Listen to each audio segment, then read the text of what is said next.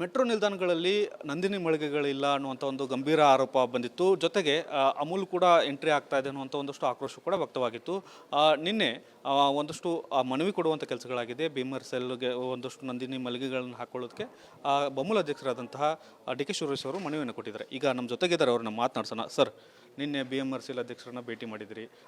ನಂದಿನಿ ಮಳಿಗೆಗಳನ್ನು ಹಾಕೋಕ್ಕೆ ಮೆಟ್ರೋ ನಿಲ್ದಾಣಗಳಲ್ಲಿ ಪರ್ಮಿಷನ್ ಕೇಳಿದ್ರಿ. ಎಷ್ಟು ಮಳಿಗೆಗಳಿಗೆ ಅವಕಾಶ ಕೇಳಿದ್ರಿ, ಎಲ್ಲೆಲ್ಲಿ ಕೇಳಿದ್ರಿ ಅಂತ?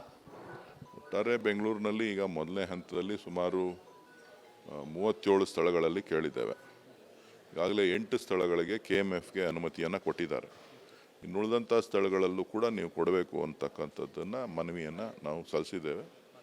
ಎಲ್ಲೆಲ್ಲಿ ಮಾರುಕಟ್ಟೆಗೆ ಅನುಗುಣವಾಗಿ ಮಾರುಕಟ್ಟೆ ವ್ಯಾಪ್ತಿಗೆ ಸ್ವಲ್ಪ ಹೆಚ್ಚು ಬೆಲೆ ಅವಕಾಶ ಸಿಗುತ್ತೆ ಅಂಥ ಸ್ಥಳಗಳೆಲ್ಲನೂ ಕೂಡ ಮಾಡಬೇಕು ಅಂತಕ್ಕಂಥ ತೀರ್ಮಾನವನ್ನು ಮಾಡಿದ್ದೇವೆ. ಆ ಒಂದು ನಿಟ್ಟಿನಲ್ಲಿ BMRCLನ ಮುಖ್ಯಸ್ಥರನ್ನು ಭೇಟಿ ಮಾಡಿ ನಾನು ಮನವಿಯನ್ನು ಸಲ್ಲಿಸಿದ್ದೇನೆ. ಮಾನ್ಯ ಉಪಮುಖ್ಯಮಂತ್ರಿಗಳಿಗೂ ಕೂಡ ಭೇಟಿ ಮಾಡಿ ಅವ್ರ ಹತ್ರನೂ ಕೂಡ ನಮ್ಮ ಎಲ್ಲ ನಿರ್ದೇಶಕರುಗಳು ಆಡಳಿತ ಮಂಡಳಿ ಸೇರಿ ಮನವಿಯನ್ನು ಸದ್ಯದಲ್ಲೇ ಕೊಡುವಂಥವ್ರಿದ್ದೇವೆ. ಗ್ಲೋಬಲ್ ಟೆಂಡರ್ ಕರೆದಾಗ ಯಾಕೆ ಪಾರ್ಟಿಸಿಪೇಟ್ ಮಾಡಲಿಲ್ಲ ಅನ್ನುವಂಥದ್ದು ಒಂದಷ್ಟು ಪ್ರಶ್ನೆಗಳಿತ್ತು ಸರ್. ಅದು 2022ರಲ್ಲೇ ಕರೆದಿದ್ದಾರೆ. ಕರೆದಂಥ ಸಂದರ್ಭದಲ್ಲಿ ಒಂದು ಅಪ್ಲಿಕೇಶನನ್ನು ಎಲ್ಲರೂ ಕೂಡ ಕೊಟ್ಟಿದ್ದಾರೆ. ಆದರೆ ಯಾರೂ ಕೂಡ ಫಾಲೋ ಅಪ್ ಮಾಡಲಿಲ್ಲ. ಸೊ ಯಾರು ಫಾಲೋ ಅಪ್ ಮಾಡಿದ್ದಾರೆ ಅವರಿಗೆ ಒಂದಷ್ಟು ಅವಕಾಶಗಳಾಗಿದೆ.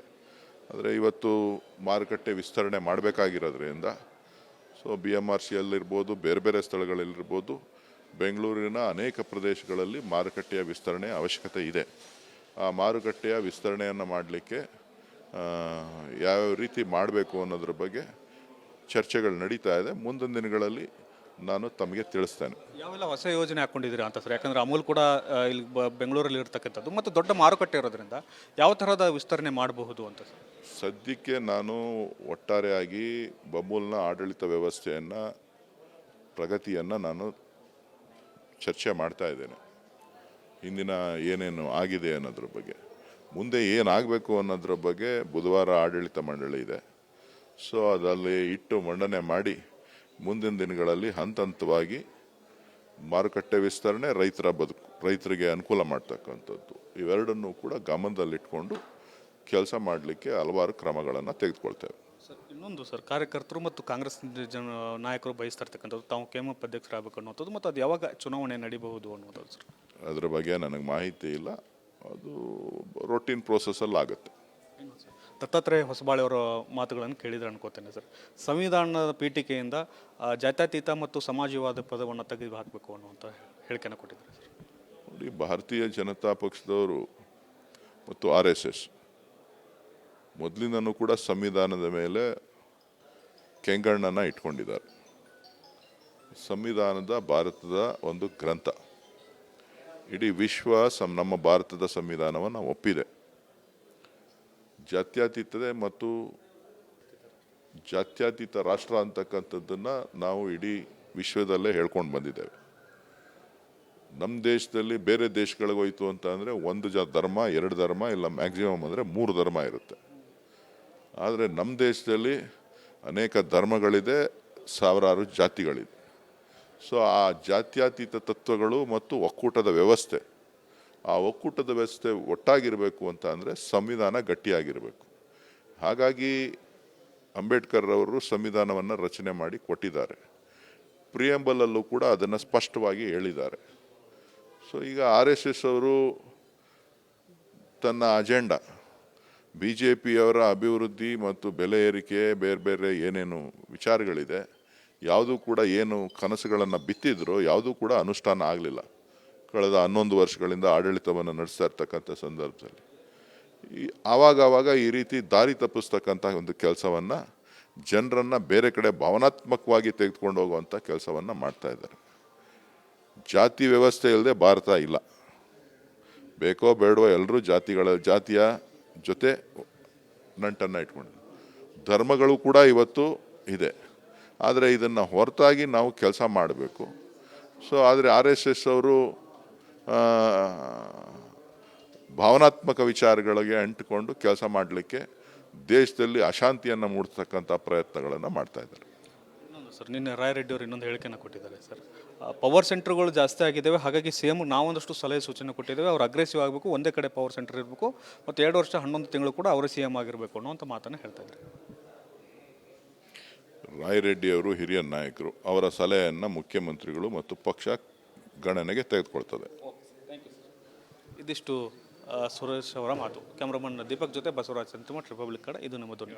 ಮೆಟ್ರೋ ನಿಲ್ದಾಣಗಳಲ್ಲಿ ನಂದಿನಿ ಮಳಿಗೆಗಳಿಲ್ಲ ಅನ್ನುವಂಥ ಒಂದು ಗಂಭೀರ ಆರೋಪ ಬಂದಿತ್ತು. ಜೊತೆಗೆ ಅಮೂಲ್ ಕೂಡ ಎಂಟ್ರಿ ಆಗ್ತಾ ಇದೆ ಅನ್ನುವಂಥ ಒಂದಷ್ಟು ಆಕ್ರೋಶ ಕೂಡ ವ್ಯಕ್ತವಾಗಿತ್ತು. ನಿನ್ನೆ ಒಂದಷ್ಟು ಮನವಿ ಕೊಡುವಂಥ ಕೆಲಸಗಳಾಗಿದೆ. BMRCLಗೆ ಒಂದಷ್ಟು ನಂದಿನಿ ಮಳಿಗೆಗಳನ್ನು ಹಾಕೊಳ್ಳೋದಕ್ಕೆ ಬಮೂಲ್ ಅಧ್ಯಕ್ಷರಾದಂತಹ DK ಸುರೇಶ್ ಅವರು ಮನವಿಯನ್ನು ಕೊಟ್ಟಿದ್ದಾರೆ. ಈಗ ನಮ್ಮ ಜೊತೆಗಿದ್ದಾರೆ, ಅವ್ರನ್ನ ಮಾತನಾಡ್ಸೋಣ. ಸರ್, ನಿನ್ನೆ BMRCL ಅಧ್ಯಕ್ಷರನ್ನ ಭೇಟಿ ಮಾಡಿದಿರಿ. ನಂದಿನಿ ಮಳಿಗೆಗಳನ್ನು ಹಾಕೋಕ್ಕೆ ಮೆಟ್ರೋ ನಿಲ್ದಾಣಗಳಲ್ಲಿ ಪರ್ಮಿಷನ್ ಕೇಳಿದ್ರಿ. ಎಷ್ಟು ಮಳಿಗೆಗಳಿಗೆ ಅವಕಾಶ ಕೇಳಿದ್ರಿ, ಎಲ್ಲೆಲ್ಲಿ ಕೇಳಿದ್ರಿ ಅಂತ? ಒಟ್ಟಾರೆ ಬೆಂಗಳೂರಿನಲ್ಲಿ ಈಗ ಮೊದಲನೇ ಹಂತದಲ್ಲಿ ಸುಮಾರು 37 ಸ್ಥಳಗಳಲ್ಲಿ ಕೇಳಿದ್ದೇವೆ. ಈಗಾಗಲೇ 8 ಸ್ಥಳಗಳಿಗೆ KMFಗೆ ಅನುಮತಿಯನ್ನು ಕೊಟ್ಟಿದ್ದಾರೆ. ಇನ್ನುಳಿದಂಥ ಸ್ಥಳಗಳಲ್ಲೂ ಕೂಡ ನೀವು ಕೊಡಬೇಕು ಅಂತಕ್ಕಂಥದ್ದನ್ನು ಮನವಿಯನ್ನು ನಾವು ಸಲ್ಲಿಸಿದ್ದೇವೆ. ಎಲ್ಲೆಲ್ಲಿ ಮಾರುಕಟ್ಟೆಗೆ ಅನುಗುಣವಾಗಿ ಮಾರುಕಟ್ಟೆ ವ್ಯಾಪ್ತಿಗೆ ಸ್ವಲ್ಪ ಹೆಚ್ಚು ಬೆಲೆ ಅವಕಾಶ ಸಿಗುತ್ತೆ ಅಂಥ ಸ್ಥಳಗಳೆಲ್ಲನೂ ಕೂಡ ಮಾಡಬೇಕು ಅಂತಕ್ಕಂಥ ತೀರ್ಮಾನವನ್ನು ಮಾಡಿದ್ದೇವೆ. ಆ ಒಂದು ನಿಟ್ಟಿನಲ್ಲಿ BMRCLನ ಮುಖ್ಯಸ್ಥರನ್ನು ಭೇಟಿ ಮಾಡಿ ನಾನು ಮನವಿಯನ್ನು ಸಲ್ಲಿಸಿದ್ದೇನೆ. ಮಾನ್ಯ ಉಪಮುಖ್ಯಮಂತ್ರಿಗಳಿಗೂ ಕೂಡ ಭೇಟಿ ಮಾಡಿ ಅವ್ರ ಹತ್ರನೂ ಕೂಡ ನಮ್ಮ ಎಲ್ಲ ನಿರ್ದೇಶಕರುಗಳು ಆಡಳಿತ ಮಂಡಳಿ ಸೇರಿ ಮನವಿಯನ್ನು ಕೊಡುವಂಥ ಸದ್ಯದಲ್ಲೇ ಕೊಡುವಂಥವ್ರಿದ್ದೇವೆ. ಗ್ಲೋಬಲ್ ಟೆಂಡರ್ ಕರೆದಾಗ ಯಾಕೆ ಪಾರ್ಟಿಸಿಪೇಟ್ ಮಾಡಲಿಲ್ಲ ಅನ್ನುವಂಥದ್ದು ಒಂದಷ್ಟು ಪ್ರಶ್ನೆಗಳಿತ್ತು ಸರ್. ಅದು 2022ರಲ್ಲೇ ಕರೆದಿದ್ದಾರೆ. ಕರೆದಂಥ ಸಂದರ್ಭದಲ್ಲಿ ಒಂದು ಅಪ್ಲಿಕೇಶನನ್ನು ಎಲ್ಲರೂ ಕೂಡ ಕೊಟ್ಟಿದ್ದಾರೆ, ಆದರೆ ಯಾರೂ ಕೂಡ ಫಾಲೋ ಅಪ್ ಮಾಡಲಿಲ್ಲ. ಸೊ ಯಾರು ಫಾಲೋ ಅಪ್ ಮಾಡಿದ್ದಾರೆ ಅವರಿಗೆ ಒಂದಷ್ಟು ಅವಕಾಶಗಳಾಗಿದೆ. ಆದರೆ ಇವತ್ತು ಮಾರುಕಟ್ಟೆ ವಿಸ್ತರಣೆ ಮಾಡಬೇಕಾಗಿರೋದ್ರಿಂದ ಸೊ BMRCL ಇರ್ಬೋದು, ಬೇರೆ ಬೇರೆ ಸ್ಥಳಗಳಲ್ಲಿರ್ಬೋದು, ಬೆಂಗಳೂರಿನ ಅನೇಕ ಪ್ರದೇಶಗಳಲ್ಲಿ ಮಾರುಕಟ್ಟೆಯ ವಿಸ್ತರಣೆಯ ಅವಶ್ಯಕತೆ ಇದೆ. ಆ ಮಾರುಕಟ್ಟೆಯ ವಿಸ್ತರಣೆಯನ್ನು ಮಾಡಲಿಕ್ಕೆ ಯಾವ್ಯಾವ ರೀತಿ ಮಾಡಬೇಕು ಅನ್ನೋದ್ರ ಬಗ್ಗೆ ಚರ್ಚೆಗಳು ನಡೀತಾ ಇದೆ. ಮುಂದಿನ ದಿನಗಳಲ್ಲಿ ನಾನು ತಮಗೆ ತಿಳಿಸ್ತೇನೆ. ಯಾವೆಲ್ಲ ಹೊಸ ಯೋಜನೆ ಹಾಕ್ಕೊಂಡಿದ್ದೀರಾ ಅಂತ ಸರ್? ಯಾಕಂದರೆ ಅಮೂಲ್ ಕೂಡ ಇಲ್ಲಿ ಬೆಂಗಳೂರಲ್ಲಿ ಇರ್ತಕ್ಕಂಥದ್ದು ಮತ್ತು ದೊಡ್ಡ ಮಾರುಕಟ್ಟೆ ಇರೋದ್ರಿಂದ ಯಾವ ಥರದ ವಿಸ್ತರಣೆ ಮಾಡಬಹುದು ಅಂತ ಸರ್? ಸದ್ಯಕ್ಕೆ ನಾನು ಒಟ್ಟಾರೆಯಾಗಿ ಅಮೂಲ್ನ ಆಡಳಿತ ವ್ಯವಸ್ಥೆಯನ್ನು ಪ್ರಗತಿಯನ್ನು ನಾನು ಚರ್ಚೆ ಮಾಡ್ತಾ ಇದ್ದೇನೆ. ಇಂದಿನ ಏನೇನು ಆಗಿದೆ ಅನ್ನೋದ್ರ ಬಗ್ಗೆ, ಮುಂದೆ ಏನಾಗಬೇಕು ಅನ್ನೋದ್ರ ಬಗ್ಗೆ ಬುಧವಾರ ಆಡಳಿತ ಮಂಡಳಿ ಇದೆ. ಸೊ ಅದರಲ್ಲಿ ಇಟ್ಟು ಮಂಡನೆ ಮಾಡಿ ಮುಂದಿನ ದಿನಗಳಲ್ಲಿ ಹಂತವಾಗಿ ಮಾರುಕಟ್ಟೆ ವಿಸ್ತರಣೆ, ರೈತರಿಗೆ ಅನುಕೂಲ ಮಾಡ್ತಕ್ಕಂಥದ್ದು, ಇವೆರಡನ್ನೂ ಕೂಡ ಗಮನದಲ್ಲಿಟ್ಕೊಂಡು ಕೆಲಸ ಮಾಡಲಿಕ್ಕೆ ಹಲವಾರು ಕ್ರಮಗಳನ್ನು ತೆಗೆದುಕೊಳ್ತೇವೆ. ಸರ್, ಇನ್ನೊಂದು ಸರ್, ಕಾರ್ಯಕರ್ತರು ಮತ್ತು ಕಾಂಗ್ರೆಸ್ ನಾಯಕರು ಬಯಸ್ತಾ ಇರ್ತಕ್ಕಂಥದ್ದು ತಾವು KMF ಅಧ್ಯಕ್ಷರಾಗಬೇಕು ಅನ್ನೋದು, ಮತ್ತು ಅದು ಯಾವಾಗ ಚುನಾವಣೆ ನಡೀಬಹುದು ಅನ್ನೋದು ಸರ್? ಅದರ ಬಗ್ಗೆ ನನಗೆ ಮಾಹಿತಿ ಇಲ್ಲ. ಅದು ರೊಟೀನ್ ಪ್ರೋಸೆಸ್ಸಲ್ಲಿ ಆಗುತ್ತೆ. ದತ್ತಾತ್ರೇಯ ಹೊಸಬಾಳೆ ಅವರ ಮಾತುಗಳನ್ನು ಕೇಳಿದ್ರೆ ಅನ್ಕೋತೇನೆ ಸರ್. ಸಂವಿಧಾನದ ಪೀಠಿಕೆಯಿಂದ ಜಾತ್ಯತೀತ ಮತ್ತು ಸಮಾಜವಾದ ಪದವನ್ನು ತೆಗೆದು ಹಾಕಬೇಕು ಅನ್ನುವಂಥ ಹೇಳಿಕೆಯನ್ನು ಕೊಟ್ಟಿದ್ದಾರೆ ಸರ್. ನೋಡಿ, ಭಾರತೀಯ ಜನತಾ ಪಕ್ಷದವರು ಮತ್ತು RSS ಮೊದಲಿನೂ ಕೂಡ ಸಂವಿಧಾನದ ಮೇಲೆ ಕೆಂಗಣ್ಣನ್ನು ಇಟ್ಕೊಂಡಿದ್ದಾರೆ. ಸಂವಿಧಾನದ ಭಾರತದ ಒಂದು ಗ್ರಂಥ. ಇಡೀ ವಿಶ್ವ ನಮ್ಮ ಭಾರತದ ಸಂವಿಧಾನವನ್ನು ಒಪ್ಪಿದೆ. ಜಾತ್ಯತೀತ ರಾಷ್ಟ್ರ ಅಂತಕ್ಕಂಥದ್ದನ್ನು ನಾವು ಇಡೀ ವಿಶ್ವದಲ್ಲೇ ಹೇಳ್ಕೊಂಡು ಬಂದಿದ್ದೇವೆ. ನಮ್ಮ ದೇಶದಲ್ಲಿ ಬೇರೆ ದೇಶಗಳಿಗೆ ಹೋಯ್ತು ಅಂತ ಅಂದರೆ ಒಂದು ಧರ್ಮ, 2 ಧರ್ಮ, ಇಲ್ಲ ಮ್ಯಾಕ್ಸಿಮಮ್ ಅಂದರೆ 3 ಧರ್ಮ ಇರುತ್ತೆ. ಆದರೆ ನಮ್ಮ ದೇಶದಲ್ಲಿ ಅನೇಕ ಧರ್ಮಗಳಿದೆ, ಸಾವಿರಾರು ಜಾತಿಗಳಿದೆ. ಸೊ ಆ ಜಾತ್ಯತೀತ ತತ್ವಗಳು ಮತ್ತು ಒಕ್ಕೂಟದ ವ್ಯವಸ್ಥೆ, ಆ ಒಕ್ಕೂಟದ ವ್ಯವಸ್ಥೆ ಒಟ್ಟಾಗಿರಬೇಕು ಅಂತ ಅಂದರೆ ಸಂವಿಧಾನ ಗಟ್ಟಿಯಾಗಿರಬೇಕು. ಹಾಗಾಗಿ ಅಂಬೇಡ್ಕರ್ ಅವರು ಸಂವಿಧಾನವನ್ನು ರಚನೆ ಮಾಡಿ ಕೊಟ್ಟಿದ್ದಾರೆ. ಪ್ರಿಯಂಬಲಲ್ಲೂ ಕೂಡ ಅದನ್ನು ಸ್ಪಷ್ಟವಾಗಿ ಹೇಳಿದ್ದಾರೆ. ಸೊ ಈಗ RSS ಅವರು ತನ್ನ ಅಜೆಂಡಾ BJPಯವರ ಅಭಿವೃದ್ಧಿ ಮತ್ತು ಬೆಲೆ ಏರಿಕೆ, ಬೇರೆ ಬೇರೆ ಏನೇನು ವಿಚಾರಗಳಿದೆ, ಯಾವುದೂ ಕೂಡ ಏನು ಕನಸುಗಳನ್ನು ಬಿತ್ತಿದ್ರೋ ಯಾವುದೂ ಕೂಡ ಅನುಷ್ಠಾನ ಆಗಲಿಲ್ಲ. ಕಳೆದ 11 ವರ್ಷಗಳಿಂದ ಆಡಳಿತವನ್ನು ನಡೆಸ್ತಾ ಇರ್ತಕ್ಕಂಥ ಸಂದರ್ಭದಲ್ಲಿ ಆವಾಗ ಈ ರೀತಿ ದಾರಿ ತಪ್ಪಿಸ್ತಕ್ಕಂಥ ಒಂದು ಕೆಲಸವನ್ನು, ಜನರನ್ನು ಬೇರೆ ಕಡೆ ಭಾವನಾತ್ಮಕವಾಗಿ ತೆಗೆದುಕೊಂಡು ಹೋಗುವಂಥ ಕೆಲಸವನ್ನು ಮಾಡ್ತಾ ಇದ್ದಾರೆ. ಜಾತಿ ವ್ಯವಸ್ಥೆ ಇಲ್ಲದೆ ಭಾರತ ಇಲ್ಲ. ಬೇಕೋ ಬೇಡವೋ ಎಲ್ಲರೂ ಜಾತಿಯ ಜೊತೆ ನಂಟನ್ನು ಇಟ್ಕೊಂಡು ಧರ್ಮಗಳು ಕೂಡ ಇವತ್ತು ಇದೆ. ಆದರೆ ಇದನ್ನು ಹೊರತಾಗಿ ನಾವು ಕೆಲಸ ಮಾಡಬೇಕು. ಸೊ ಆದರೆ RSS ಅವರು ಭಾವನಾತ್ಮಕ ವಿಚಾರಗಳಿಗೆ ಅಂಟಿಕೊಂಡು ಕೆಲಸ ಮಾಡಲಿಕ್ಕೆ ದೇಶದಲ್ಲಿ ಅಶಾಂತಿಯನ್ನು ಮೂಡಿಸ್ತಕ್ಕಂಥ ಪ್ರಯತ್ನಗಳನ್ನು ಮಾಡ್ತಾ ಇದ್ದಾರೆ. ಇನ್ನೊಂದು ಸರ್, ನಿನ್ನೆ ರಾಯರೆಡ್ಡಿ ಅವರು ಇನ್ನೊಂದು ಹೇಳಿಕೆಯನ್ನು ಕೊಟ್ಟಿದ್ದಾರೆ ಸರ್. ಪವರ್ ಸೆಂಟರ್ಗಳು ಜಾಸ್ತಿ ಆಗಿದ್ದಾವೆ, ಹಾಗಾಗಿ CM ನಾವೊಂದಷ್ಟು ಸಲಹೆ ಸೂಚನೆ ಕೊಟ್ಟಿದ್ದೇವೆ, ಅವ್ರು ಅಗ್ರೆಸಿವ್ ಆಗಬೇಕು, ಒಂದೇ ಕಡೆ ಪವರ್ ಸೆಂಟರ್ ಇರಬೇಕು ಮತ್ತು 2 ವರ್ಷ 11 ತಿಂಗಳು ಕೂಡ ಅವರೇ CM ಆಗಿರಬೇಕು ಅನ್ನುವಂಥ ಮಾತನ್ನು ಹೇಳ್ತಾ ಇದ್ದಾರೆ. ರಾಯರೆಡ್ಡಿ ಅವರು ಹಿರಿಯ ನಾಯಕರು, ಅವರ ಸಲಹೆಯನ್ನು ಮುಖ್ಯಮಂತ್ರಿಗಳು ಮತ್ತು ಪಕ್ಷ ಗಣನೆಗೆ ತೆಗೆದುಕೊಳ್ತದೆ.